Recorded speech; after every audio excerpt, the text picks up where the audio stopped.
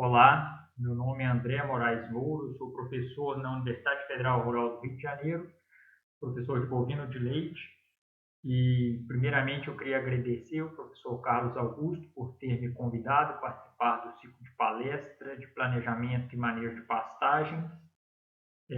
Agradecer vocês pela participação no ciclo, pelo interesse. E eu estou aqui hoje para falar sobre o planejamento e uso de pastagens na produção de bovinos.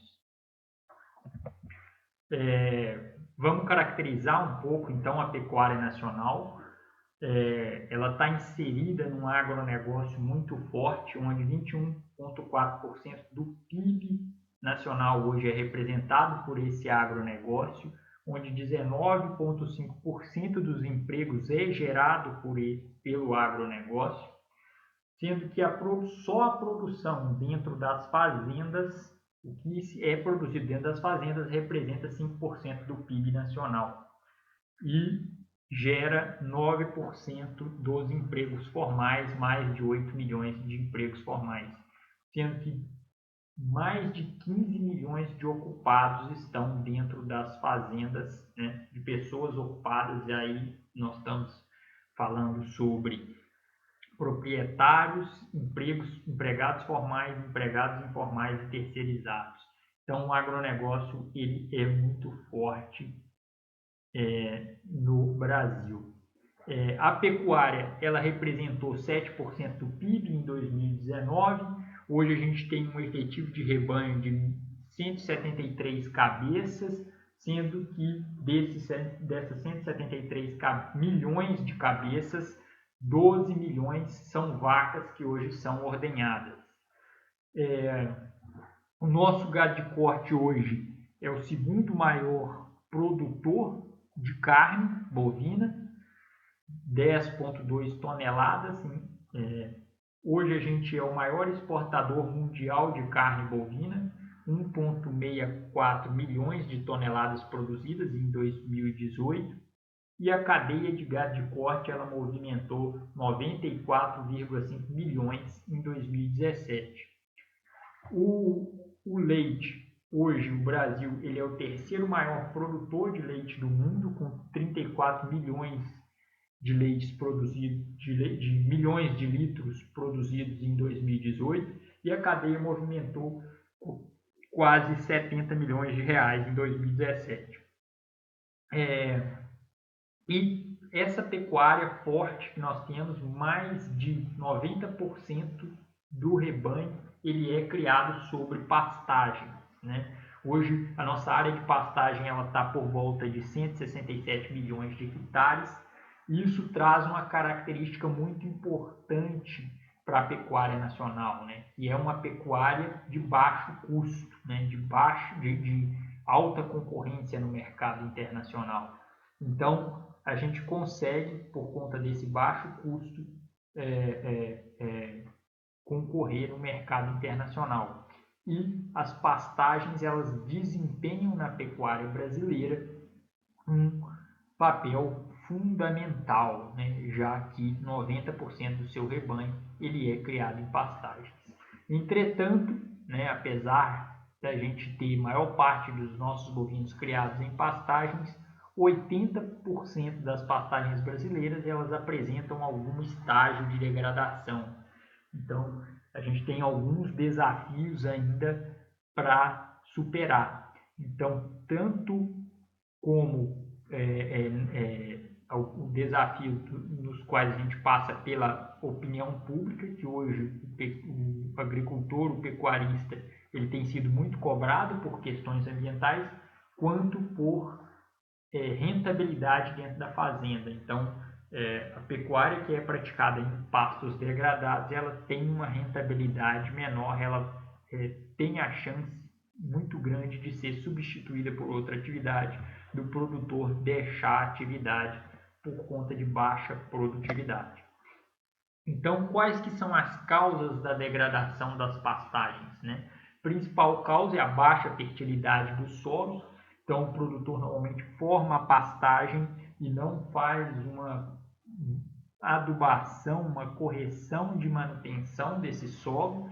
e ano após ano ele vai perdendo fertilidade e a produção da gramínea vai decaindo, o pasto sendo invadido e a gramínea perdendo espaço, e essa baixa fertilidade então é a principal causa, né? E ela ocorre por quê? Por uma falta de correção e adubação da pastagem, e à medida que a gramínea vai perdendo potencial produtivo e essa taxa de lotação ela não é corrigida, né?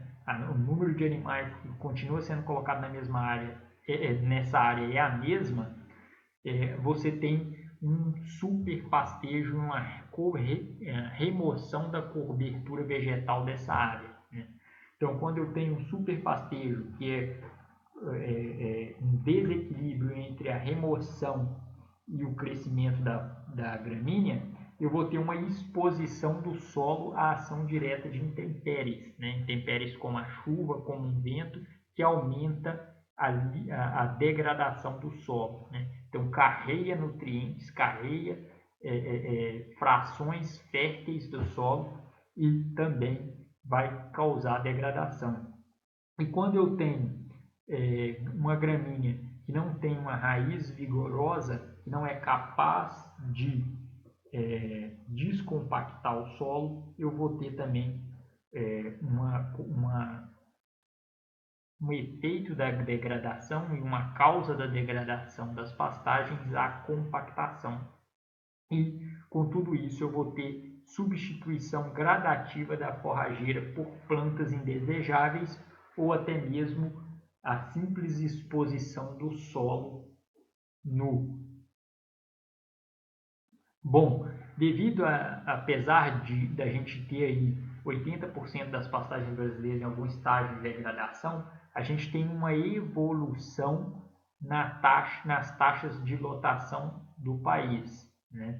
Então, nosso rebanho ele, historicamente está aumentando e o tamanho das nossas pastagens nos últimos anos, aí, de 1985 a 2017, esse tamanho, tamanho, né, das pastagens brasileiras, ela reduziu, o que refletiu uma maior taxa de lotação das pastagens brasileiras.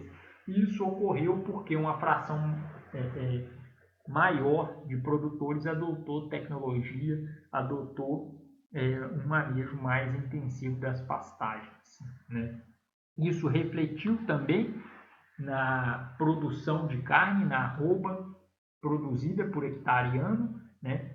Quando a gente saiu de menos de uma arroba por hectare ano produzida em 1970 para quase 5 arrobas por hectare ano produzidas em 2018, e apesar da grande evolução, é uma produtividade ainda considerada baixa. Então, a nossa pecuária, ela ainda, apesar disso, ela ainda é extensiva. Mesma coisa a gente pode falar das fazendas leiteiras. Então, aí está representada a fazenda média brasileira, e nós temos uma fazenda aí de 70 litros de leite. Então, a fazenda de 70 litros de leite ela vai ter dificuldade de gerar receita para se manter na atividade. Uma fazenda que tem 10 vacas ordenhadas e uma produtividade média das vacas de 2.620 litros de leite por ano, que é uma produtividade baixa, né? Apesar dessa produtividade ter sido aumentada nos últimos anos, né? Em relação à média nacional, ter sido aumentada, mas ainda é considerada uma produtividade baixa se a gente comparar, por exemplo, com países como a Nova Zelândia, que tem quase 5.000 litros de leite por vaca ano e produzem leite a pasto. Por conta disso, a gente tem resultados como esse do Censo Agropecuário de 2017. Quando a gente compara ele com o Censo Agropecuário de 2016, a gente observa que os estabelecimentos que produzem leite no país ele diminuiu em 13%, né? Mais de 13%. Então, em 2006, a gente era 1.350.000 produtores de leite. Em 2017 a gente já era 1.176.000 produtores de leite. Isso é o mesmo que dizer que uma fazenda de leite fechou a cada 32 minutos. Né? Então, muitos produtores não conseguem permanecer na atividade devido à falta de eficiência no sistema de produção. Né? Então, como a gente evoluir? Né? Porque grande parte dessa ineficiência vem da utilização de pastagens degradadas. Então, como é que a gente pode evoluir para não ser o próximo produtor a deixar a atividade? Né? Então, a gente tem que aumentar a eficiência da porteira para dentro. Como é que a gente faz isso? Quando a gente fala de sistemas de produção a pasto, a gente precisa investir na nossa base, que é pastagem. Então, a gente tem que fazer recuperação e reforma dessas pastagens degradadas, ou reforma, dependendo do estágio de degradação, tem que fazer a manutenção da fertilidade do solo através da correção e adubação do solo, e nós precisamos ter um manejo adequado desse pasto para não degradar novamente esse pasto, ok? É dessa forma que a gente evolui. Então, quais são os objetivos do manejo, né? Se a gente vai manejar o pasto, quais são os objetivos que a gente tem nesse manejo? O primeiro é conservar a qualidade do solo, e sem conservar a qualidade do solo a gente não consegue atingir nenhum objetivo no manejo de pastagem. Então, por isso, esse é o primeiro objetivo do manejo, conservar a qualidade do solo. O segundo, tornar perene o pasto. Então, o pasto ele tem que ser perene. Então, depois de algum tempo de formado, eu não posso estar tendo que reformar esse pasto, ele tem que ser perene. Né? Então, se eu faço a manutenção de fertilidade do solo e manejo o solo de forma correta, a tendência é esse pasto perenizar, ou ele se tornar, não sair mais da área, não precisar mais ser formado novamente. O segundo é a otimização de produção e qualidade da forragem. E o quarto, proporcionar a oferta constante de alimentos aos animais o ano todo. Esses são os 4 objetivos do manejo de pastagem. E eles vão ser reflexo do produto de fatores bióticos e fatores abióticos no ecossistema de pastagens.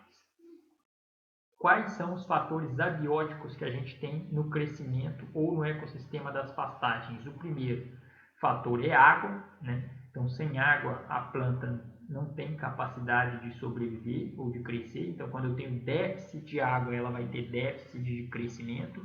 Essa água, na maior parte das vezes, vai ser provida via precipitação, via chuva, né? Então, poucas fazendas e poucas áreas vão ser possível a irrigação. Então, a grande parte das áreas vai depender de chuva.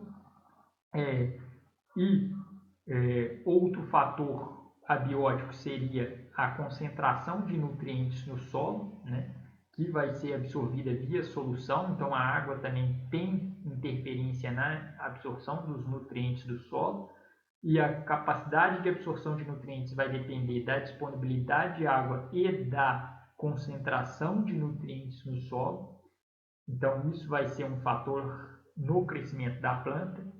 Outro fator é a intensidade, a incidência de luz e temperatura.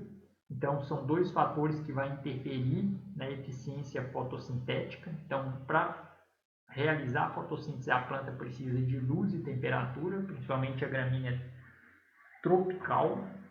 Então, através da luz e na presença de temperatura, né, ela é capaz de pegar o carbono, o dióxido de carbono da atmosfera e produzir massa de forragem, produzindo carboidratos e massa de forragem através da fotossíntese. mas ela vai depender desses dois fatores. Então, toda vez que eu tenho redução da luz ou redução do período do dia, do fotoperíodo, ou quando eu tenho redução da temperatura, eu vou ter menor produção de forragem. Quando eu tenho falta de água, eu vou ter menor produção de forragem.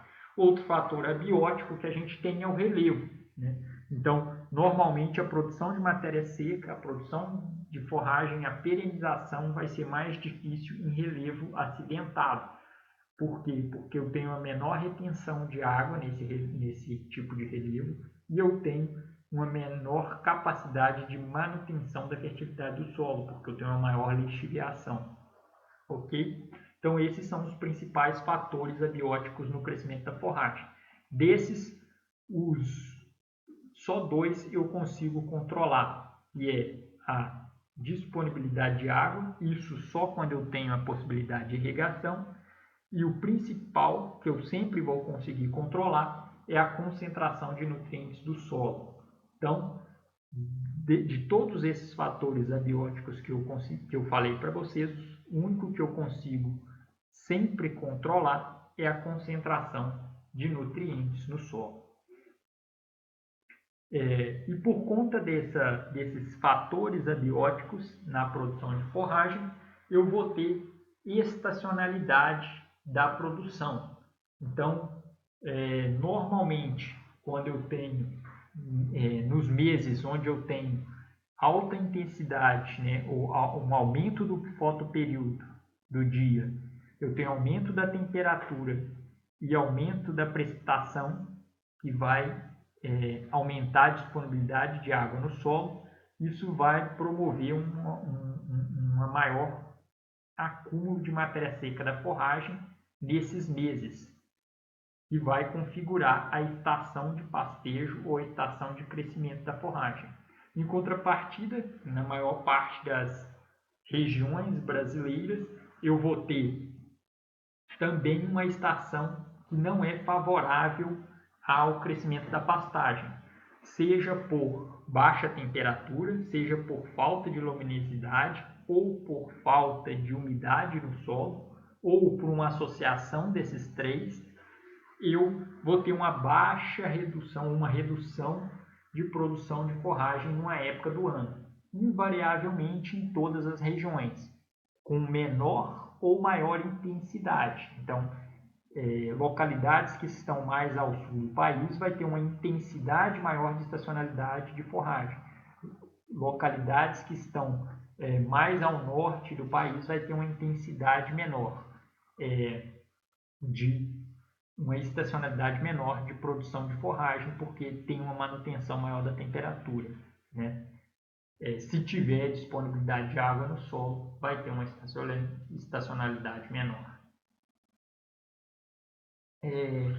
Então, a gente precisa fazer um planejamento para suprir, né, a demanda de alimentação dos animais com a produção de forragem dentro da fazenda. Então, a seca, a gente sabe que ela vai acontecer, né? Então, a gente não adianta reclamar de falta de forragem num período onde ele sempre ocorre.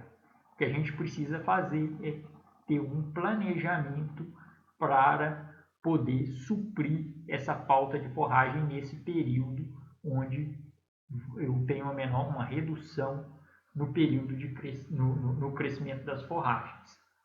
O planejamento, então, ele precisa ser flexível dentro de uma fazenda. Quais que são as fases do planejamento?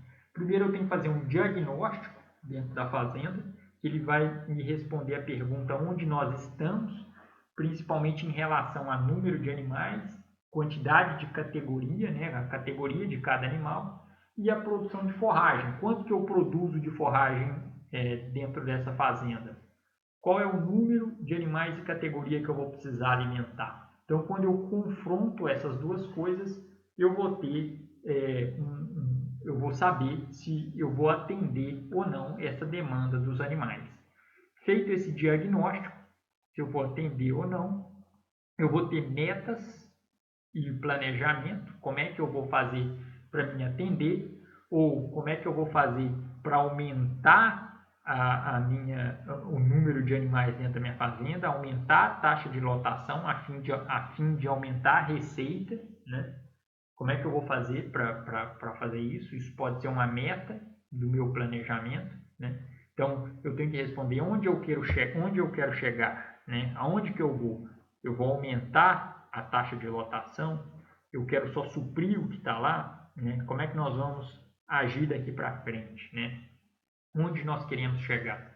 Então, depois dessas metas e planejamentos, a gente vai partir para a ação propriamente dita, que são as tarefas que vão ser realizadas, né, em cada período do ano para atingir o planejamento. Depois que essa ação é feita, eu tenho que ter uma avaliação e controle, né? Então, eu tenho que efetivamente avaliar a taxa de lotação, avaliar a produção dos animais, avaliar as metas que eu tracei dentro do meu planejamento, para mim saber se nós ficamos dentro do planejamento ou se tivemos fora, abaixo, acima, né? E através desses dados coletados no controle de avaliação, eu vou fazer um novo diagnóstico para refazer esse planejamento.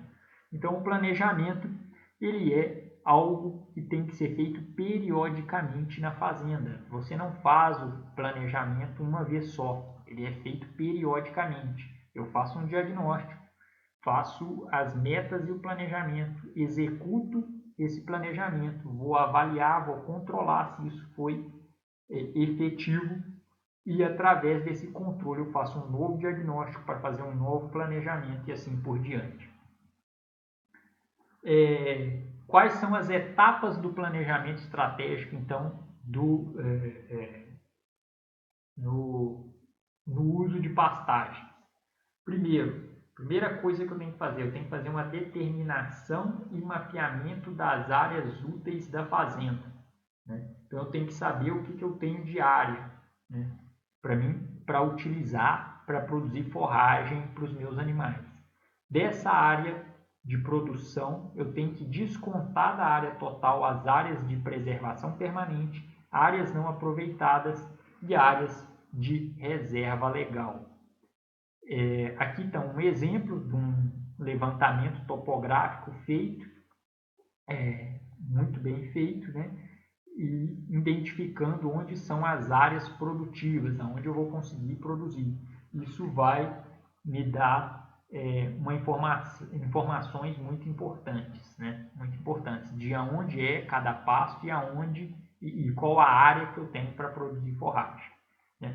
Esse levantamento topográfico, né, eu posso fazer ele. Existem vários recursos tecnológicos para ser feitos, né? Eu listei alguns aqui. O mais simples de fazer esse levantamento topográfico é o Google Earth. Esse Google Earth eu posso utilizar ele dentro da minha casa. Então, o Google Earth eu utilizo imagens de satélite, né, que estão online, e eu posso utilizar ele para determinar as áreas de pastagem da minha fazenda. Entretanto, quando eu utilizo o Google Earth, eu tenho que ter um conhecimento muito profundo da área a qual eu estou mapeando. Por quê? Porque como eu faço isso através de uma foto de satélite, tem algumas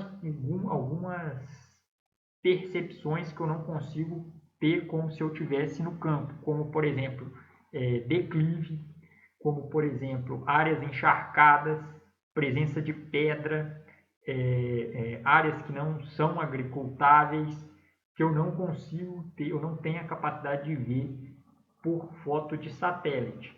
Então, quando eu for fazer esse levantamento por área pelo Google Earth, eu tenho que ter esse cuidado, eu tenho que conhecer bastante a área ou ter alguém do meu lado que conhece bastante a área para eu poder fazer esse levantamento. O mais comum de ser utilizado é o GPS, né? Esse GPS a gente não tem esse problema, porque a gente precisa ir na área para poder fazer o levantamento. Então, a gente marca pontos na área com o GPS e depois, com os dados gravados no GPS, a gente baixa isso no computador. O GPS eu posso baixar ele no próprio Google Earth, Existe uma interface que eu consigo baixar ele no próprio Google Earth, ou eu posso utilizar outros tipos de programa, como por exemplo o GPS TrackMaker, que é um programa pago, entretanto bastante acessível. Então o custo desse programa ele é muito baixo e eu acho que vale a pena adquirir um programa desse quando você trabalha com pastagens e planejamento de pastagens.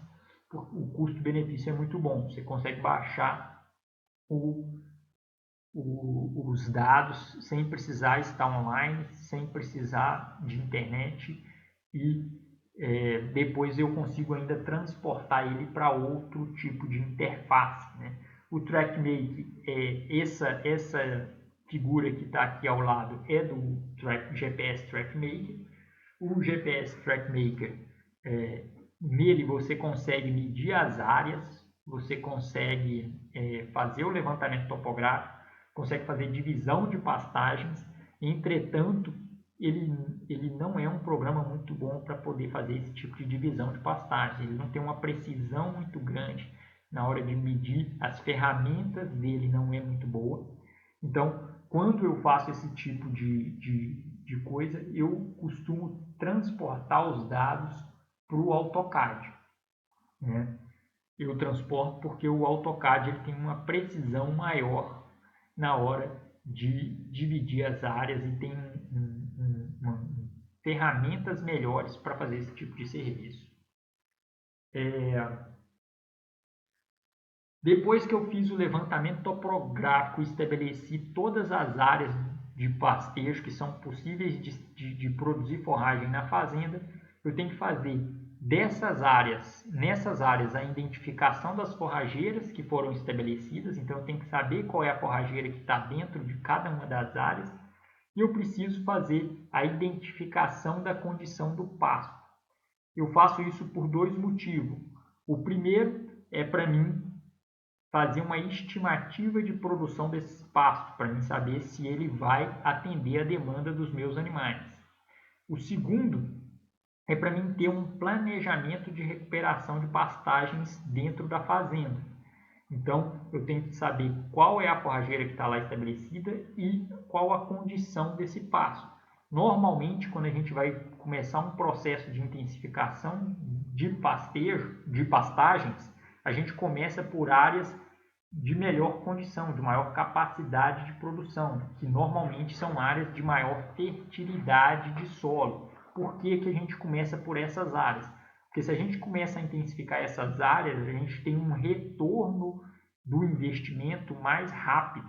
Então, a gente emprega o fertilizante, o corretivo, a gente emprega tecnologias de manejo de pastagem e elas retornam de forma muito mais rápida. E aí eu consigo gerar renda dentro da fazenda para investir nas outras áreas. Agora, se eu começo pela área de menor fertilidade, de menor potencial produtivo, que são áreas normalmente de maior declividade, são áreas de fertilidade de solo menor, normalmente o retorno do investimento ele demora mais a ser realizado. Isso causa uma certa frustração normalmente no produtor, e eu também tenho uma menor velocidade de retorno desse investimento e de capacidade de reinvestir nas outras áreas da fazenda. Então a gente sempre começa, se vai começar um processo de intensificação, primeiro, a gente nunca intensifica a fazenda toda de uma vez, a gente começa em pequenas áreas. Segundo, a gente começa a intensificação pelas áreas mais férteis, pelas áreas de maior capacidade de produção da fazenda. E eu preciso também saber o estágio desse pasto, qual que é a condição desse pasto. A gente pode usar essa escala de degradação do pasto de Dias-Filhos, né? Que ele considera, por exemplo, o estágio de degradação leve quando a gente tem um vigor reduzido da forragem. Então, quando eu tenho uma rebrota menos vigorosa da pastagem, eu começo a perceber que o pasto tem menos vigor. Normalmente isso é acompanhado de uma cor menos intensa, de um verde menos intenso da pastagem, isso significa que eu já tenho um estágio de degradação leve, né? Eu já tenho redução da perda de fertilidade no solo e eu já tenho uma redução da produção potencial do pasto da ordem de 20%. Né? Outro estágio de degradação que Dias Filho descreve é o moderado, que é quando eu já tenho parte do solo, alguma coisa de solo descoberto na área, já tenho a invasão de plantas, né, que não são gramíneas, né, então eu tenho plantas invasoras na área, e quando eu tenho esse estágio de degradação moderado, eu já tenho uma perda de produção de 50%. Eu posso ter também um estágio de degradação forte, quando eu já tenho morte da forrageira, eu tenho perda de vigor, solo descoberto, planta invasora e eu tenho também morte da forrageira na área. E aí, quando eu tenho esse estágio de degradação forte, eu já tenho 80% da produção do pasto comprometida. E eu posso ter o estágio de degradação muito forte, né? Quando eu tenho, além de todas as outras parâmetros que eu falei anteriormente, eu tenho também erosão. E aí a gente já tem a degradação biológica do pasto, quando fração do solo, a fração mais fértil do solo já está sendo removida por intempéries, né? Como a chuva e o vento. E aí, mais de 80% da produção potencial do pasto ela já foi perdida. Né? Aqui uma foto para ajudar a gente a identificar. Então, esse é um pasto em produção plena. A gente pode observar bastante folha, né? uma cor vigorosa, né? Um verde de tonalidade mais escura. Né? Normalmente, nesses pastos, a gente vai observar uma rebrota rápida, uma rebrota forte, intensa. Aqui, na comparação, né, dois pastos diferentes, um que acabou de ser reformado e está em plena produção, e um segundo lá atrás que já tem perda de vigor. Eu coloquei essa foto para mostrar a diferença da cor. Né? A gente consegue perceber na cor da forragem, uma mais amarela, a outra com verde mais intenso. Né? A rebrota, a massa de forragem que a gente consegue observar. Parece um campo de futebol, né? Ele é rasteiro, a rebrota ela custa sair, enquanto que o outro ela tem rebrota vigorosa. Aqui degradação moderada, né? E além de perda de vigor, você já tem alguma parte do solo descoberta e você já tem a entrada de invasoras na área e também pragas na área, né? Já tem cupim, bastante cupim na área. Então, aqui uma pastagem que caracteriza bem a degradação moderada. Né? Apesar de você ter aqui uma massa de forragem boa, né? Porque o pasto está com baixa taxa de lotação, mas é um pasto que já tem algum estágio de degradação. Não tem rebrota vigorosa, você vê que a cor da forragem ela não é verde escuro, e aí você percebe que ela tem um estágio de degradação moderada. Aqui uma pastagem com degradação forte, né, bem invadida por plantas invasoras, aqui no caso rabo de burro, e né, rebrota pouco vigorosa, né, perda de vigor total aqui, bem rasteira, a gramínea está numa situação bem rasteira. Então aqui é um exemplo de pasto de degradação forte. E a degradação muito forte quando a gente já tem erosão, né? Perda de solo no processo, uma degradação biológica e a massa de forragem muito baixa, aqui também um exemplo. Segunda etapa que a gente tem que fazer, depois de levantamento topográfico, identificar as gramíneas que tem na área e a condição do pasto, a gente tem que avaliar a fertilidade do solo. E a gente avalia a fertilidade do solo através da análise química, né? E quando a gente vai fazer a análise química da área pela primeira vez, a gente também deveria fazer a análise de textura, porque a gente pode precisar dessa análise de textura para fazer a interpretação de algumas análises químicas. Para poder fazer a amostragem do solo, para analisar ele para a fertilidade, a gente precisa subdividir essas áreas em glebas, né, mais homogêneas possíveis. Então, tanto o relevo quanto o uso da área ela tem que ser considerada. Então, aqui a gente tem uma área onde a gente tem relevo e área de utilização que é claro, que é diferente, claramente diferente. Então, aqui na frente a gente tem um pasto que está sendo utilizado de forma mais intensiva, a gente pode observar pela cor da forragem. Aqui à esquerda, um pasto que está mais amarelo, então utilizado de forma menos intensiva. Ali no fundo parece uma área de cultura, né, de agricultura, e mais ao fundo ainda uma parte de relevo bem acidentado, e com a gramínea já num estágio de degradação maior. Então, se eu fosse dividir áreas, glebas diferentes para fazer análise de solo nessas áreas, eu dividiria dessa forma como está representado pelas cores aí. Na amostragem de solo, para a gente poder fazer, a gente primeiro remove a cobertura vegetal, né, existente no solo, sem tirar a matéria orgânica do solo. A gente evita coletar em cima de fezes de animais, em cima de formigueiro, né, ou qualquer outra coisa que possa interferir na análise do solo. A profundidade que a gente deve coletar deve ser para a formação de pastagem de 0 a 20 centímetros e de 20 a 40 centímetros quando eu vou formar o pasto, ou recuperar, ou reformar. A manutenção, quando eu vou fazer uma manutenção ou recuperação, eu posso fazer a coleta de 0 a 10 centímetros quando eu estiver utilizando gramínea e de 0 a 20 centímetros quando eu estiver usando gramíneas e leguminosas na área. O mínimo de amostras simples que eu tenho que tirar de cada gleba são 10 amostras. Isso é relativo, né? Depende também do tamanho da área, do tamanho da fazenda, né? Fazendas muito grandes, talvez eu precise tirar menos amostras por hectare, porque senão fica um número de amostras inviável. Mas fazendas menores eu tenho que seguir essa regra de 10 amostras simples por hectare. Eu preciso misturar bem as amostras de cada gleba e formar uma amostra composta, né? Identificar e mandar isso para o laboratório.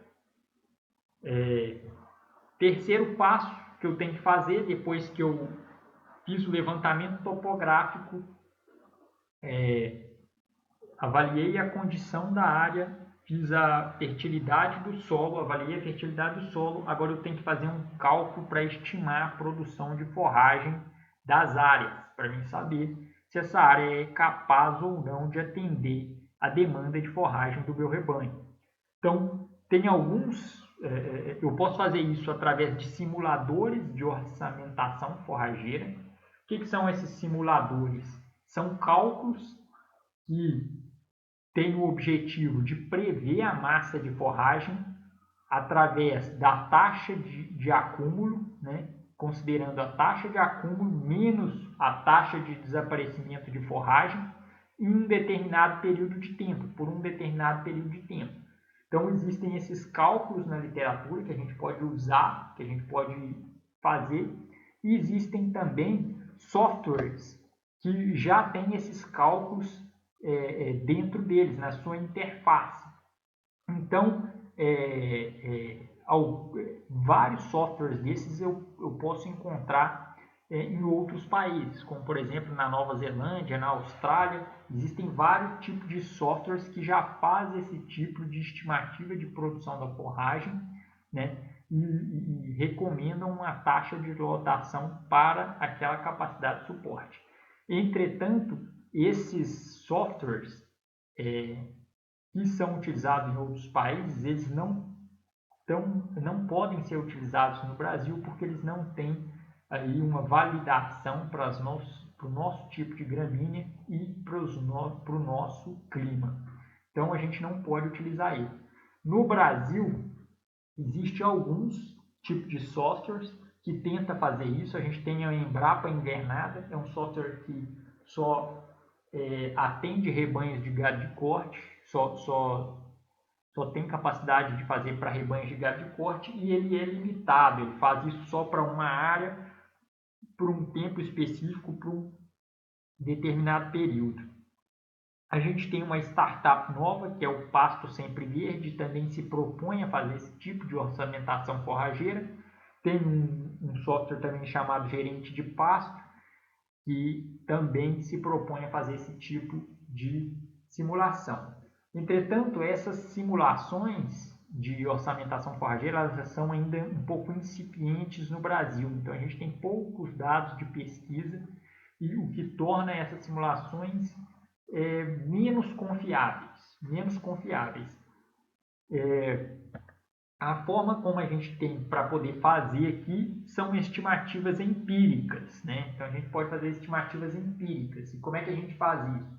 A gente estima a produção de forragem dependendo do que? Da gramínea que a gente está utilizando, observando a fertilidade do solo e o nível de adubação que vai ser utilizado na área, observando a disponibilidade de água ao longo do tempo, né, durante as estações, ao longo das estações, observando a estacionalidade de produção de forragem, tanto da região quanto da gramínea. Então, a estacionalidade ela vai variar para a região e vai variar para a gramínea que eu estou utilizando. E eu posso também utilizar um histórico da taxa de lotação da área. Então, se o proprietário conhece, se tem alguém que conhece um histórico de taxa de lotação daquela área, eu posso utilizar isso para me ajudar a fazer uma estimativa empírica de produção de forragem. Então, aqui tem essa tabela aqui, mostra uma produção de matéria seca potencial das principais forrageiras tropicais. A maior parte dos trabalhos que fazem inferência sobre esse potencial de produção de forragem é da região sudeste e centro-oeste. Então, isso aí vai representar bem o potencial de produção dessas forrageiras no sudeste e no centro-oeste. A gente tem que utilizar esses dados da literatura, eles podem ser utilizados para fazer essa estimativa empírica, mas eles têm que ser utilizados preferencialmente os dados mais próximos da região da fazenda, da onde eu estou querendo fazer essa estimativa. Para quê? Para mim ter uma referência mais fidedigna. Outra coisa que vai variar, né, esse potencial de produção da forragem é a estacionalidade da localidade. Então, como eu falei com vocês, a maior parte das pesquisas foi feita no sudeste aqui, e onde eu tenho uma alta estacionalidade de produção de forragem, né, representada por essa linha azul escuro.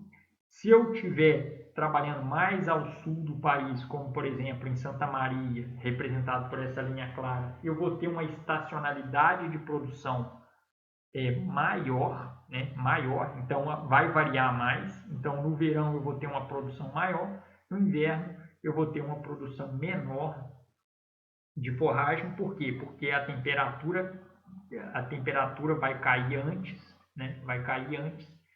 E aí vai impedir, vai prejudicar o crescimento da minha forragem antes. Agora, se eu tiver em regiões mais ao norte, como por exemplo em Manaus, no Maranhão, se eu tiver disponibilidade de água no solo, eu posso ter uma estacionalidade de produção menor, né? Apesar de ter uma pequena estacionalidade, que eu tenho estacionalidade de produção, mas a estacionalidade de produção ela vai ser menor. E a produção de forragem também ela vai ser maior. Então, a produção potencial da forrageira vai depender da região aonde eu estou. E a produção, também para mim estimar essa produção, eu vou ter que utilizar aquele diagnóstico que eu fiz do estágio de condição da minha pastagem. Qual o estágio de condição ele está? Plena produção, degradação leve, moderado, forte, muito forte, para mim saber quanto da produção potencial ele efetivamente está produzindo. Então a gente vai fazer um exemplo aqui, vou descrever um exemplo aqui para vocês. A gente pode pegar características aí, vou tentar pegar aqui características as quais são bem comuns nas fazendas brasileiras, como por exemplo, disparado o capim mais utilizado é a braquiária brisanta cultivar marandu, que é o capim braquiarão. Segundo aquela tabela, dados de literatura lá que eu mostrei para vocês, ele tem uma produção entre 20 e 25 toneladas de matéria seca por hectare por ano. Se eu entender, né, que a área da pastagem tem uma degradação moderada, que seria um retrato aí, mais fidedigno da maioria das fazendas brasileiras, uma degradação moderada, ele vai efetivamente estar produzindo 50% desse potencial de produção que o braquiarão tem. Seria 25 vezes 50%, 12,5 toneladas de matéria seca por ano. Como eu tenho uma estacionalidade no sudeste, conhecida, que eu mostrei no gráfico lá para vocês, né, que pode variar aí de 80% a 75% da produção de forragem ocorrendo de outubro a março, que é na estação da primavera-verão, né, e 25% de abril a setembro. Essa produção ela vai ser dividida de 9,4 toneladas de matéria seca de outubro a março e 3,1 toneladas de matéria seca de abril a setembro. Então, sabendo a produção de forragem, eu preciso agora determinar a demanda animal, né? Para me determinar a demanda animal, eu vou ter que fazer um inventário da composição dos animais. Então, eu preciso saber o número de animais que tem na fazenda e qual a categoria desse animal, se é bezerro, se é bezerra, se é novilha, se é garrote, se é touro, se é vaca, quantos tem e qual a sua categoria. E para mim prever isso para um futuro, então quando a gente está fazendo um planejamento, a gente faz isso para o futuro, então não adianta eu ter o retrato do rebanho, mas eu tenho que ter a evolução do rebanho. Então, para mim ter essa evolução, eu vou precisar fazer a evolução do rebanho utilizando índices zootécnicos, né? E eu vou índices zootécnicos como intervalo entre partos, duração da lactação, idade ao primeiro parto, descarte voluntário, involuntário, mortalidade por categoria. Para quê?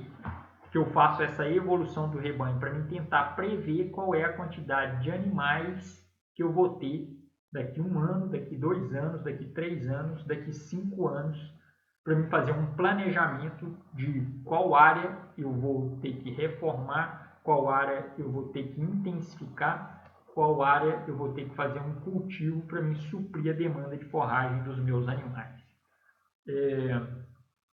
Para mim estabelecer a demanda dos animais, eu não preciso só do número e da categoria, mas eu preciso do peso médio dos animais, né? Para mim tirar a foto inicial, o retrato inicial, eu posso usar o peso real dos animais, se a fazenda tiver balança, se for possível pesar os animais, eu posso usar o peso real. Ou tem fazenda que pesa frequentemente, fazenda de gado de corte, eu posso usar o peso real dos animais. Em fazendas de leite, onde eu não tenho, eu posso usar uma aproximação, né, através do peso adulto do rebanho, através da raça. Se eu conhecer a raça, eu conheço o peso adulto do rebanho, e aí eu consigo fazer uma aproximação do peso médio do rebanho. Eu vou ter que usar, normalmente o que eu uso para fazer essa aproximação do peso médio das categorias é variar a idade ao primeiro parto. Então, se eu souber a idade ao primeiro parto da fazenda, eu posso inferir, eu posso estimar o ganho de peso das categorias e eu posso estimar o peso médio das categorias, como está representado aí nessa tabela abaixo. Por exemplo, se eu tenho idade ao primeiro parto de 24 meses, a minha bezerra de 0 a 1 ano, esse lotinho de 0 a 1 ano, ele vai ter 29% do peso adulto da vaca adulta. Se ele tiver, o lotinho tiver de 1 a 2 anos, ele vai ter 69%. Se tiver 24 meses de idade ao primeiro parto, eu não vou ter bezerras ou novilhas acima de 2 anos. As vacas, por que eu não considero as vacas com 100% do peso adulto? Né? Por que elas têm 97% do peso adulto? Porque uma fração do rebanho serão vacas ou novilhas de primeira cria, serão vacas de primeira cria, que não chegaram ainda no seu peso adulto total. Então, por isso eu considero 97% essa categoria como 97% do peso adulto da raça. Né? Essas estimativas são todas quando você não tiver o peso real dos animais. A gente pode fazer isso através da raça. Por exemplo, se eu tiver um rebanho de raça girolando com vacas de peso adulto médio de 550 quilos, se eu pegar lá bezerras de 0 a 1 ano num rebanho que eu tenho a idade ao primeiro parto com 24 meses, eu pego 550 vezes 29%, esse peso médio da categoria vai ser de 160 quilos. E assim eu faço para todas as categorias, eu vou achar o peso médio das categorias no rebanho. Com esse peso médio das categorias, eu consigo estimar o consumo de matéria seca de pasto, né? Então, esse consumo de matéria seca de pasto ele vai variar de 1,5% a 3,5% do peso vivo do animal. Então, o consumo em quilos de matéria seca por dia ele vai variar de 1,5% a 3% do peso vivo. Isso vai depender da disponibilidade do pasto, da arquitetura do pasto e da qualidade do pasto. Para tentar considerar a qualidade, eu posso usar o parâmetro de 1,4% do peso vivo de consumo de FDN. Entretanto, é muito difícil, principalmente a pasto, eu ter uma análise de FDN da forragem. Então, o mais comum é a gente utilizar uma média de consumo de matéria seca de 2% do peso vivo dos animais na fazenda. E se eu não tiver problema de disponibilidade de forragem, esse é uma média bastante razoável. Quando eu faço a estimativa através do consumo de matéria seca, eu vou ter que considerar também a eficiência de pastejo, porque nem toda forragem produzida ela é consumida pelos animais. Então, eu tenho uma eficiência, uma fração que não vai ser consumida, que ela vai ser desperdiçada, e eu tenho que considerar isso. Quando eu faço o consumo de matéria seca dos animais, como 2% do peso vivo, eu vou ter que multiplicar esse consumo ainda, ou dividir esse consumo pela eficiência de pastejo. Por exemplo, se eu tiver um animal de 450 kg de peso vivo, se eu multiplicar 450 vezes 2% do peso vivo do animal, eu vou ter 9 kg de matéria seca que ele precisa consumir por dia. Se eu tenho uma eficiência de 60%, eu vou dividir isso por 60% e ele vai precisar ter uma oferta de forragem por dia de 15 kg de matéria seca. Eu posso fazer isso dessa forma ou eu posso diretamente já estabelecer ofertas de forragem ou quais os animais precisam receber para atingir o máximo do seu consumo. Se eu tiver um sistema intensivo, essa oferta de forragem que eu vou precisar estabelecer vai ser de 4 a 5% do peso vivo.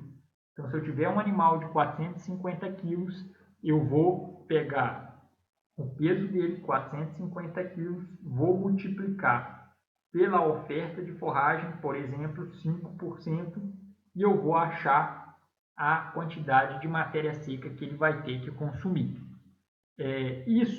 Esse sistema intensivo, eu preciso dessa oferta, que é mais ou menos 2 vezes o consumo do animal, porque eu tenho uma eficiência de pastejo nesse sistema acima de 60%.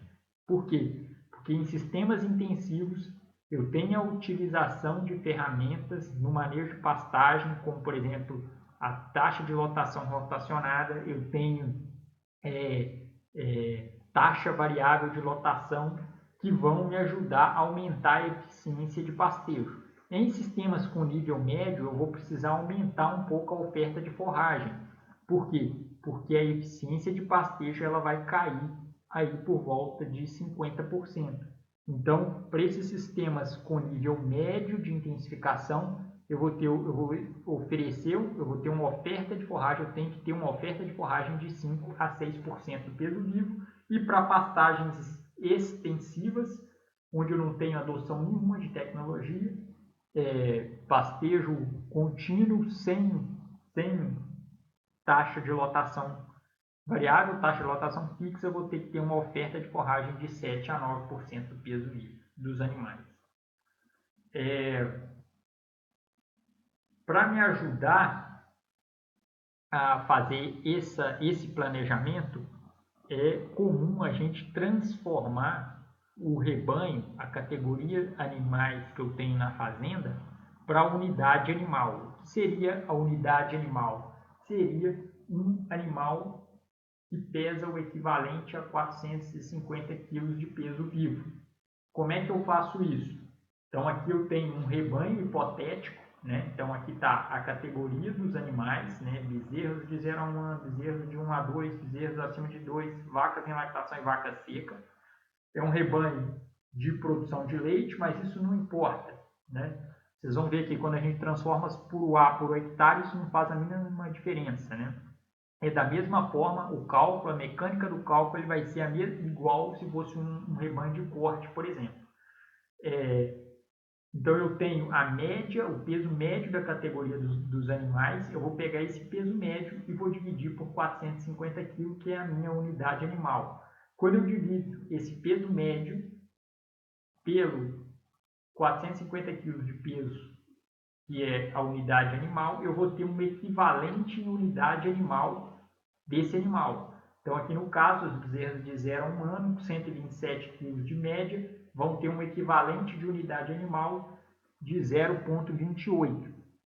Se eu multiplicar isso pelo número de animais, que são 40 bezerras, eu vou ter o número de unidade animal, ou o número de UA que eu tenho dessa categoria, que é 11,3. Se eu somar essas UAs a UA de categorias, eu vou ter o número de UA que eu tenho na fazenda, que no nosso caso aqui é 174,3. Ok? Então, para continuar o exemplo, eu vou pegar aquele exemplo que a gente fez da pastagem de braquiarão com nível de degradação moderada, que produzia 12,5 toneladas de matéria seca por ano, sendo 9,4 toneladas de matéria seca nas águas e 3,1 toneladas de matéria seca na seca, e nós vamos desenvolver o planejamento dessa pastagem, né, como se fosse para atender a demanda do rebanho que a gente observou ali agora. Então, a demanda por UA, como é que eu vou calcular isso? Eu vou pegar a UA é igual a 450 kg de peso vivo, vezes 6% do peso vivo, que é uma oferta de forragem para um nível de tecnificação médio. Então, a gente vai considerar um nível de tecnificação médio. 6% de oferta de forragem, eu preciso oferecer 27 kg de matéria seca por dia para esse animal. Vezes 174 UAs que eu tenho na fazenda, 174,3, eu vou precisar ter por dia 4,9 toneladas de matéria seca de forragem para oferecer para os animais.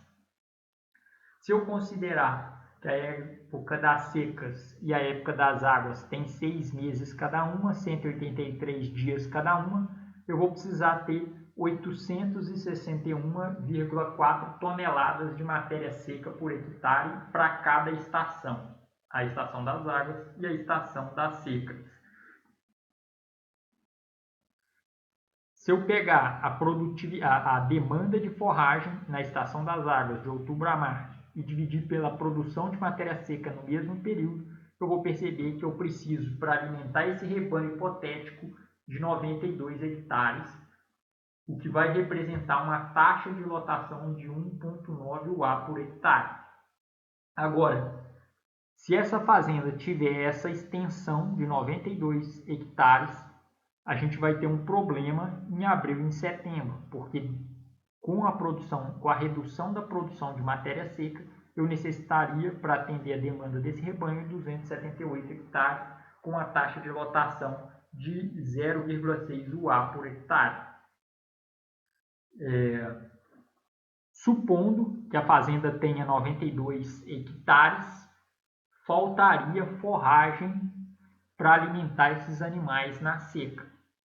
Faltaria forragem e a gente pode partir o planejamento desse ponto de partida, Aqui é uma suposição, é uma simulação, mas simulando que a taxa de lotação dessa fazenda é de 1,9 UA por hectares e o rebanho hipotético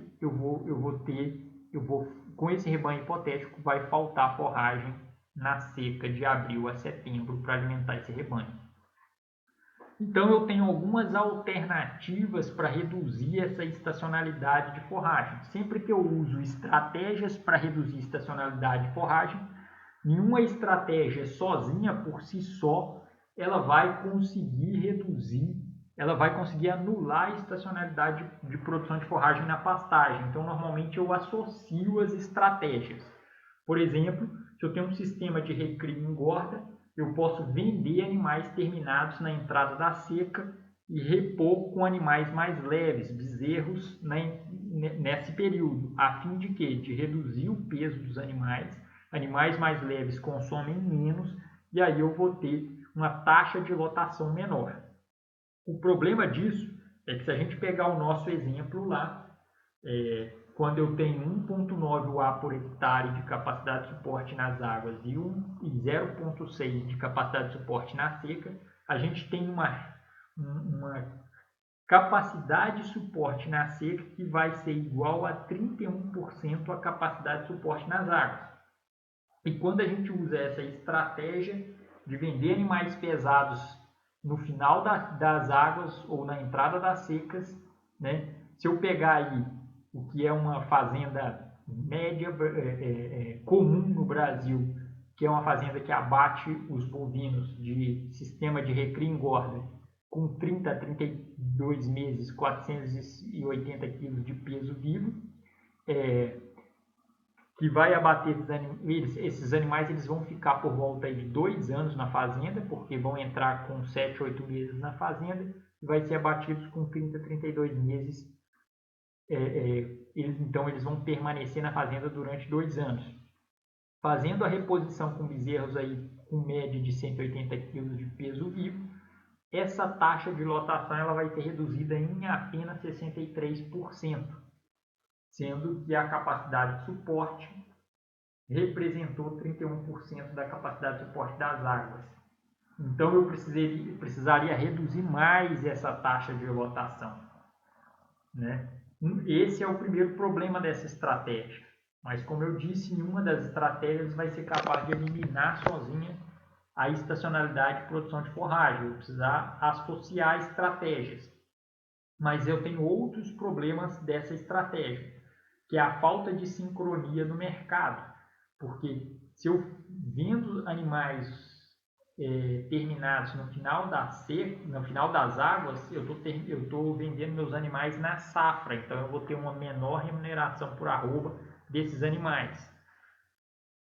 E esse é um segundo problema. Eu poderia também não repor os bezerros nessa mesma época. Eu esperar o início das águas para repor esses animais, mas aí eu teria uma assincronia com o mercado pior ainda, porque aí eu teria vendendo na safra e comprando na intersafra, vendendo quando é barato e comprando quando é caro. Esse é um dos problemas desse tipo de adoção de estratégia, que normalmente causa resistência ao produtor adotar. Agora a gente tem que pensar que é mais importante o lucro que eu ganho por arroba ou por hectare na produção do que o preço efetivo que eu estou vendendo o animal. Então isso tem que ser pesado, né? Tem que ser analisado friamente, ok? Mas é uma estratégia que pode ser utilizada em sistema de recria e engorda. No sistema de cria, uma alternativa que pode ser utilizada para reduzir essa estacionalidade de produção de forragem é a estação de monta. Porque quando eu faço uma estação de monta, eu vou ter partos no final do período seco, eu vou ter desmama e venda de bezerros no início do período seco, então eu vou reduzir a taxa de lotação da fazenda no início do período seco, e eu vou poder descartar essas vacas também no início do período seco. Só que eu vou ter também uma falta de sincronia no mercado aí, vendendo vaca no final do período seco, no início do período seco, desculpa, no início do período seco. Além disso, essa vaca provavelmente vai ter acabado de desmamar o bezerro e ela vai estar magra. Então, se eu vender ela como vaca boiadeira, como vaca magra, o preço da arroba vai ser muito inferior ao que seria de vaca gorda. Em contrapartida, para mim vender ela como gorda, ela teria que ficar o período inteiro das secas dentro da fazenda, mais um período das águas, uma parte do período das águas para engordar, para ser vendida como vaca gorda, o que seria mais um animal ocupando a área. Então, novamente, eu tenho que avaliar na estratégia o lucro que eu tenho por arroba ou o lucro por hectare e não o preço efetivo que eu estou vendendo a arroba da vaca ou do boi. Então aqui só para ilustrar a estação de monta, se eu tiver uma estação de monta no início aí da estação de águas, de novembro a fevereiro, de novembro a março, eu vou ter uma estação de parição de setembro a dezembro, então a taxa de lotação da fazenda começa a aumentar à medida que a oferta de forragem também começa a aumentar e a minha desmama ela vai ocorrer à medida que a capacidade de suporte do pasto começa a diminuir. Então, eu vou conseguir reduzir a taxa de lotação da fazenda à medida que a capacidade de suporte reduz do pasto. Então, a estação de monta em fazendas de cria, né, em fazendas onde eu não tenho a oportunidade de vender animais para reduzir a taxa de lotação, vai ser uma ferramenta importante para adequar a curva de produção de forragem à exigência nutricionais dos animais. Outra estratégia que eu posso utilizar é combinar forrageiras ou utilizar forrageiras de estacionalidade diferente dentro da fazenda. Então, existe diferença de estacionalidade de produção das forrageiras, como por exemplo está exemplificado aqui no gráfico, tem a linha mais clara é o Coast Cross e a linha mais escura a Brachiaria decumbens. Então a Brachiaria decumbens ela tem uma estacionalidade de produção maior do que o Coast Cross, ela varia mais a produção dentro do ano, assim como capins do gênero Pânico ou o Andropolgo, eles vão ter uma estacionalidade de produção de forragem maior em detrimento por exemplo, do gênero Brachiaria ou do gênero Cynodon. Eles vão ter uma estacionalidade maior. Então, eu complementar, né, essas características de forrageiras de maior e menor sazonalidade também é uma estratégia de reduzir a sazonalidade dentro da fazenda. Outra alternativa que eu teria para reduzir a sazonalidade da fazenda seria intensificar uma parte da área durante as águas e reservar outra parte para utilizar como diferimento de pastagem na seca. Então, o que é o diferimento? É o descanso da pastagem no período final das águas para ser utilizado no período da seca, quando eu não tenho crescimento adequado das forragens. Mas para mim poder fazer isso, eu tenho que intensificar uma área para mim colocar os animais durante o período da seca. Então, vamos analisar como é que a gente poderia fazer isso no nosso planejamento. Então, a gente tem de outubro a março, né, 92 hectares na fazenda com a taxa de lotação de 1,9 UA por hectare. Se a gente fizesse, e temos em abril, de abril a setembro, uma taxa de lotação de 0,6 UA por hectare. Esses 92 hectares na seca, eles vão produzir 285,2 toneladas de matéria seca por hectare, que vão ser 92 hectares vezes a produção do pasto na seca, menos a demanda que a gente calculou lá atrás, vai gerar um déficit de 576,2 toneladas de matéria seca de déficit na estação da seca. Se a gente fizer uma intensificação através da utilização de corretivos, de adubos, de pastejo rotacionado, que vai ser discutido melhor em outras palestras, por isso eu não vou falar como fazer, mas vou discutir a tecnologia aqui, como é que a gente pode utilizar ela no planejamento. Se a gente intensificar uma área de outubro a março durante a estação de produção de forragem e aumentar a taxa de lotação para 6 UA por hectare, eu consigo atender o meu rebanho hipotético que eu falei lá atrás com 29 hectares. Então, com 29 hectares eu atendo a demanda do meu rebanho. Né? Por quê? Porque eu vou estar aumentando por volta de 3 vezes a taxa de lotação, eu posso reduzir por volta de 3 vezes, um pouco mais de 3 vezes, a área o qual eu estou utilizando esses animais no período das águas. Então, se eu for utilizar de 92 hectares, 29 para atender a demanda dos animais nas águas, sobra 63 hectares para diferimento. Um pasto diferido, eu consigo aí ter uma massa de forragem, né? Se eu deixar ele em descanso por 3, 4 meses, eu consigo ter, no final da estação das chuvas, eu consigo ter uma massa de forragem para ser utilizada na época da seca de 4 toneladas de matéria seca por hectare. Se eu multiplicar essas 4 toneladas que foram produzidas nas águas, mas vão ser utilizadas na seca, vezes 63 hectares, eu vou ter disponível na seca 252 toneladas de matéria seca. Né? Mais a produção que eu já tenho normal na seca, que foi calculada aqui em cima, né? Que é de 285 toneladas de matéria seca. Se eu somar 252 com 285, eu vou ter uma produção de 573 toneladas de matéria seca. Que não supre totalmente o déficit, né? Não supre totalmente o déficit. O déficit era de 276, eu consigo produzir, né, com o diferimento aí, ou atender com o diferimento na seca 537 toneladas de matéria seca por hectare. Ela não supre, mas eu consigo aumentar a capacidade de suporte da pastagem para 1,2 UA por hectare na seca. Então, qual seria a alternativa estratégica? Qual seria a alternativa?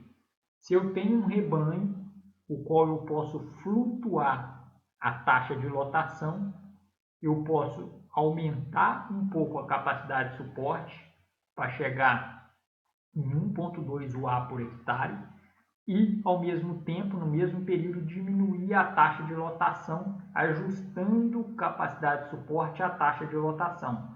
Isso seria uma opção, uma estratégia no planejamento dessa pastagem. Agora, se eu tiver um rebanho o qual eu não tenho capacidade, como por exemplo um rebanho de leite, um rebanho de cria, que eu não tenho capacidade de flutuar a taxa de lotação, aí eu teria que usar uma taxa de lotação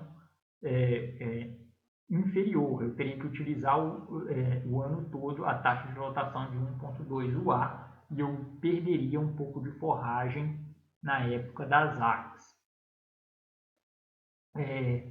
Mas em sistemas de cria e de engorda, onde eu posso flutuar a taxa de lotação, né, através de venda de animais, eu consigo ajustar essa taxa de lotação somente com a intensificação de uma parte da área e o diferimento de pastagem em outra área. Por exemplo, né, se eu tiver lá a substituição que eu falei de animais em abate, né, no final das águas, eu vendo animais para o abate e reponho com bezerros mais leves, eu vou ter uma redução da taxa de lotação de 63%. Para 63%. Se a minha demanda, então, de abril e setembro já não vai ser mais 881 toneladas de matéria seca por hectare, mas vai ser 63% disso, que é 572 toneladas de matéria seca por hectare. Como eu aumentei a minha taxa de lotação nas águas e atendi a demanda do meu rebanho com 30 hectares apenas, sobrou 63 hectares para o diferimento. Esses 63 hectares vão armazenar forragem produzida nas águas para ser utilizada na seca, na ordem de 252 toneladas de matéria seca, mais aquilo que já é produzido na seca, né? Se eu somar isso com aquilo que é produzido na seca, eu vou ter o atendimento quase integral da minha demanda de forragem na seca. Então, se eu associar intensificação de uma parte da pastagem, diferimento da pastagem e redução da taxa de lotação com venda de animais no final da período da seca, eu consigo atender a demanda dos meus animais e manter aí a taxa de lotação ajustada à capacidade de suporte. Outra alternativa para reduzir a estacionalidade de produção de forragem, principalmente em áreas intensificadas, quando eu intensifico, quando eu uso adubação, é usar da adubação nitrogenada, né? Porque a adubação nitrogenada ela tem eficiência de produção de matéria seca por quilo de N aplicado variável, né? Ela varia em relação às estações. Por que isso acontece? Porque quando eu estou no ápice do verão, eu tenho alta luminosidade, um fotoperíodo muito grande, eu tenho alta temperatura, eu tenho disponibilidade de água no solo, então a resposta à aplicação do nitrogênio ela vai ser maior quando esses fatores de crescimento eles não estão tão favoráveis para a planta. Então, para mim tentar reduzir essa estacionalidade da forragem, eu poderia utilizar uma sugestão seria utilizar 40% da adubação de nitrogênio e potássio no início da estação de pastejo, quando eu ainda não tenho todos os fatores de produção bem ajustados. E aí, quando eu tenho a maior parte dos fatores que ajudam a planta a produzir matéria seca de forma favorável, eu vou utilizar uma fração menor, apenas 20% do nitrogênio e potássio, e vou, no pico da estação de pastejo, vou utilizar só 20% dessa adubação, que no Sudeste acontece entre dezembro e janeiro. E no final da estação de pastejo eu também vou utilizar o restante dos outros 40% de adubação nitrogenada. Com isso eu tento, pelo menos nessa estação, na estação de águas e na transição águas secas e seca-águas, eu tento equalizar a produção de forragem através da aplicação do nitrogênio em áreas intensificadas. Outra alternativa, né, a última alternativa aqui, para reduzir a estacionalidade de produção de forragem seria usar volumoso suplementar, né? É a última alternativa que a gente quer usar, porque é a mais cara, é a que vai encarecer mais. Nós vamos ter que pôr parte dos animais no coxo, ou um período do dia desses animais no coxo, quando a gente utiliza volumoso suplementar. Mas em alguns momentos, em algumas fazendas, alguns tipos de sistemas de produção, vai ser a única alternativa para zerar a estacionalidade de produção de forragem, a estacionalidade de oferta de forragem para os animais. Então, para mim utilizar um volumoso suplementar, para mim escolher qual que eu vou utilizar, eu tenho que levar em consideração a aptidão agrícola da fazenda, né? A topografia, a fertilidade, o clima, a logística de produção e a relação sociais que tem dentro da fazenda. Então, quanto maior a aptidão agrícola, eu posso utilizar, eu vou poder escolher melhor, tendência maior para uma cultura anual, né? Como por exemplo silagem de milho. Eu tenho que avaliar a qualidade, né? Então eu vou suplementar com volumoso que tipo de animal? É um animal que tem alta demanda de nutrientes ou é um animal que não tem alta demanda de nutrientes, né? Qual a composição química e o consumo que eu preciso desses animais, né? A produtividade de matéria seca por hectare, então eu preciso analisar isso, que vai definir o custo de produção de matéria seca desse volumoso. Eu tenho que avaliar o risco que eu tenho, risco de seca, né? Então, se eu tiver um risco muito grande de veranico, né, pode não ser viável, por exemplo, a produção de silagem de milho. Eu vou precisar lançar a mão de uma silagem de sorgo, de uma cana-de-açúcar, de um outro tipo de volumoso suplementar. E fogo, geada, praga e perdas na conservação. E eu tenho também que avaliar o custo e a receita sobre o custo alimentar. Aqui na tabela tem algumas alternativas de volumoso suplementar, né, e a sua produção de matéria seca, o custo relativo entre eles, normalmente praticado em relação à silagem de milho, a silagem de milho aqui como 100%, e os outros relativo à silagem de milho. Então, a silagem de milho só não é mais cara do que o feno. Aqui a composição química, né, de proteína bruta, NDT e FDN, para a gente continuar simulando o nosso planejamento, a gente vai utilizar a cana-de-açúcar com uma produção média aí de 30 toneladas de matéria seca por hectare, que seria uma cana não muito intensiva, mas com uma produção boa de 30 toneladas de matéria seca por hectare. Então, para a gente usar volumoso suplementar, a gente vai utilizar esse volumoso para tentar, em rebanhos que eu não posso variar a taxa de lotação, manter a taxa de lotação a 1,9 na fazenda hipotética que eu sugeri. Então, essa taxa ela já ocorre de outubro a março nas pastagens de 1,9 por hectare, mas em setembro ela cai para 0,6, como a gente observou. A gente vai intensificar uma parte da área de forragem, como a gente já tinha dito, passando ela para 6 UA por hectare. Eu vou gastar então 29 UA por hectare para atender a demanda de forragem do rebanho na época das águas.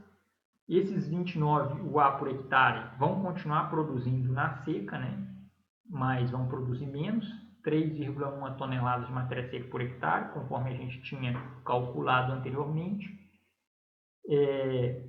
Isso vai gerar quase 90 toneladas de matéria seca por hectare, menos a demanda, que é 861 toneladas de matéria seca, vai gerar um déficit de 771 toneladas de matéria seca por hectare na época da seca.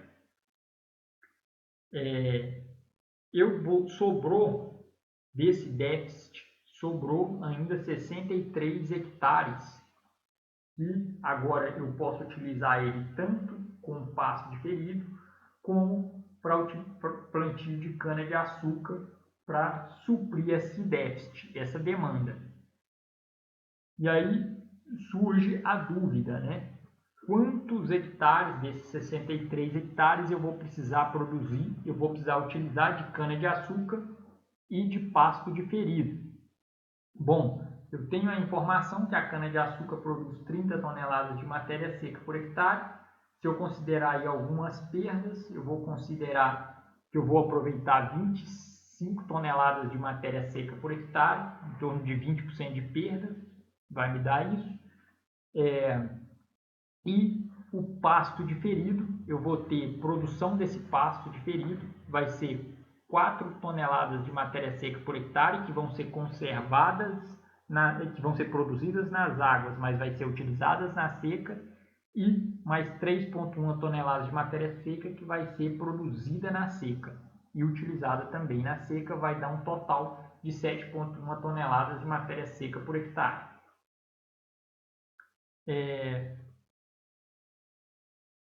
Então, como é que eu vou calcular? A pergunta é como eu vou calcular quanto de área que eu preciso de cada uma desses usos, né, para cana-de-açúcar ou para pasto diferido. Então, eu utilizei um sistema de equação para calcular isso, né, onde C é a cana, é a área da cana, D é a área de diferimento, de pasto diferido, isso vai ser igual a 100%. Aqui 25 toneladas de matéria seca que eu produzo de cana, mais 7,1 toneladas de matéria seca que eu produzo em pastos diferidos, isso tem que ser igual a 12,25 toneladas, que é a produção média de matéria seca que eu preciso para atender a demanda dos animais na seca, né? A demanda dos animais na seca. Então eu peguei, resolvi o sistema de equação, né? Aqui resolvendo o sistema de equação, aqui só conta algébrica, eu vou ter que eu preciso ter 28% da área de cana-de-açúcar. Se eu multiplicar 28 por 63, 18 hectares de cana-de-açúcar, sobra então para o diferimento 45 hectares.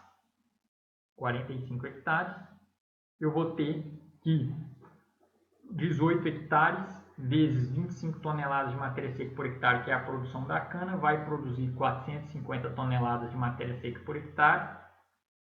O pasto diferido, 45 hectares vezes 7,1 toneladas de matéria seca produzidas no pasto diferido, é igual a 319 toneladas de matéria seca. Se eu somar essas duas produções, eu vou ter muito próximo a produção de matéria seca muito próximo do déficit. O déficit era de 771, eu vou ter 769 toneladas de matéria seca produzidas na estação da seca e vou atender o meu rebanho.